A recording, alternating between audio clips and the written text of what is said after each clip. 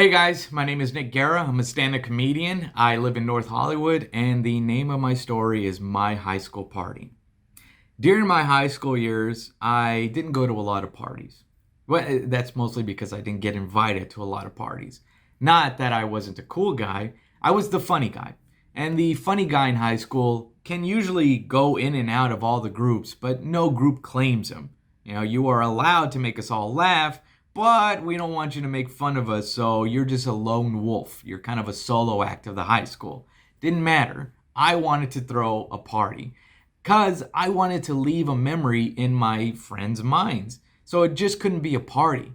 I decided that I was going to throw a mini concert. I had just made friends with two guys that were in bands, right? Separately. One of the band's name was Methanol Blue, and the other was Open Eye Wound. They played music in the vein of Tool and Korn. The kind of music that really gets high school girls going. And as for me, my part of the performance, well, you guessed it, gangster rapper. My rapper's name was Big Nick Slick. Yeah, 2/3 of that name is ironic. So we had the lineup, the two bands, and then me closing it out. Well, of course I was going to close it out. I am the rapper. I'm the one putting the party together. Now all we had to do was find the venue. I talked to a friend of mine and he had offered up his ranch. He said, dude, come down to my ranch, set up the stage. We'll jam out. There's enough room for everybody. It'll be a great party. Now here's the thing. It wasn't his ranch. It was his dad's ranch because most high schoolers don't own property.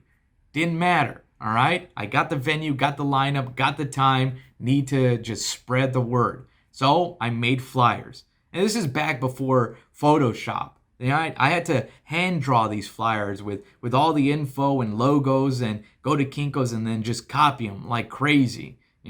That's how I had to do it. So I had my flyers ready and I started passing them out to people, getting the buzz going. Oh, it's going to be a great party. People are excited. Look at the flyer. These look like cool bands. And oh, there's a smiley face on the flyer. It's got to be funny, right?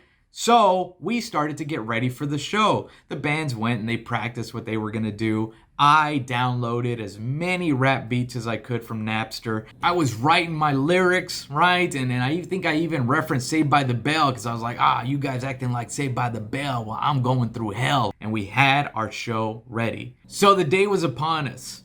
Everybody was excited. The bands loaded up all their gear and they got ready to go out to the ranch. We called the guy with the ranch to make sure we could go set up. And guess what?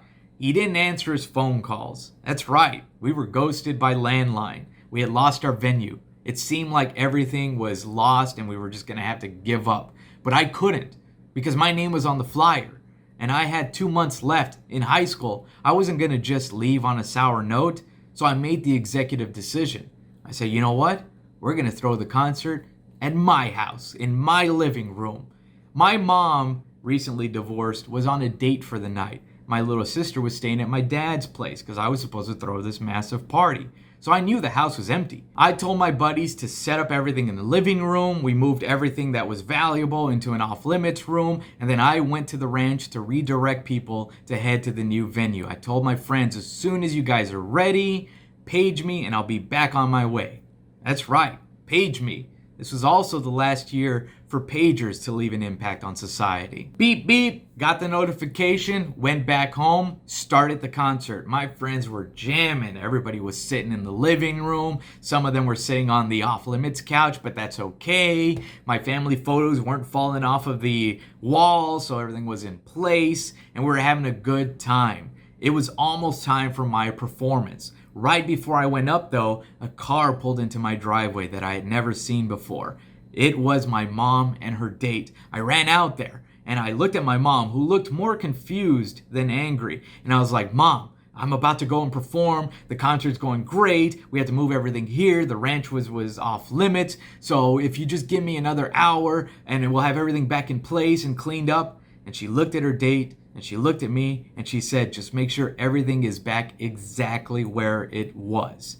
And I was like, sure thing, Mom. And her date took off and continued their date. I went inside the house and I did my performance. I turned on my instrumentals and I rapped out my raps with my lyrics within glancing distance because I didn't know everything off the top of my head. And then the drummer got on his drum kit and he started just going with it with the beat, and I started freestyling, and I dropped this freestyle which shut down the entire show. It was just like, yo, I got a ridiculous flow that'll leave you giggling and ticklish like Elmo. Boom, everybody laughing. That was dope. It was on beat. What? Show was great. We all had a good time. People started to leave. We put everything back exactly where it had to be. Everything was perfect. It was a great night. The party was a success. And here's the kicker.